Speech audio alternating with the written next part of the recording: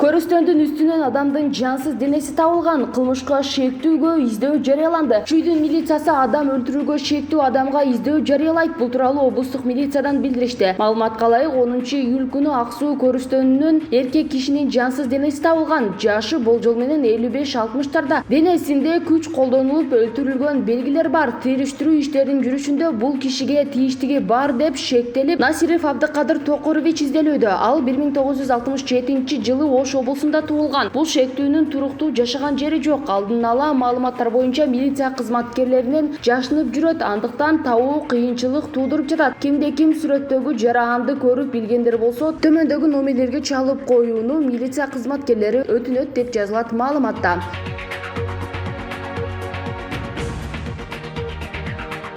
Тажикстандан качкан Ауганстандагы этникалык кыргыздардын саны 300дөн ашты. Акыркы 2 күндө тагыраагы 13-14 июлда 345 Ауганстандагы этникалык кыргыздар Тажикстандын аймагында Талибан согушкерлеринен качып келишти. Бул тууралуу тажик басылмалары мамлекеттик органга шилтеме берүү менен жазып чыгышты. Маалыматка ылайык, этникалык кыргыздардын арасынан 91 эркек, 77 аял жана 177 жашы жете электер. Алар Ауганстандагы Бадахшан провинциясынын Бахор районундагы Андемин айылынын тургундары. Оугандан качкандар Мургап районундагы 2 айылга жайгашкан. Качкандар өздөрү менен кошо 1000ге жакын мал жандыктарын, 300 топоз, 3 төө, 30 жылкы жана 3,5 килограммдан ашык баңгизат алып келишкен деп айтылат маалыматта. Акыркы убакта Талибан кыймылы ондогон районду басып алган. Буга АКШ эл аралык аскер күчтөрү Ауганстандан чыгып кетип жаткандыгы себеп болгон.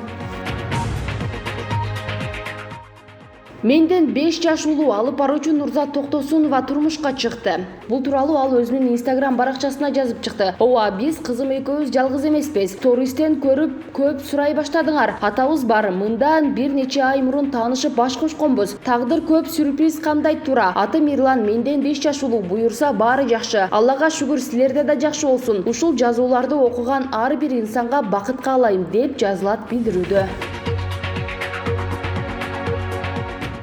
Депутат талиптерден качкан 347 афган кыргызын алып келүүнү сунуштады. Биздин боордоштор Афганистандагы талиптерден качып Тажикстанга келген. Бул тууралуу Кыргызстан фракциясынын депутаты Бейшеналы Нуриддинов бүгүн 15-июлда Жогорку кеңештин жыйынында айтты. Ал Жогорку кеңештеги президенттин өкүлүнө, мамлекет башчысына бул тууралуу маалымдоону жана аларды Кыргызстанга алып келүү мүмкүнчүлүгүн карап көрүүнү өтүндү. Алар Афганистандан араң качып чыгышты, эми андан да начар абалда калышты. Тез арада биздин кыргыздарга көмөк көрсөтүү керек, деди Нуриддинов.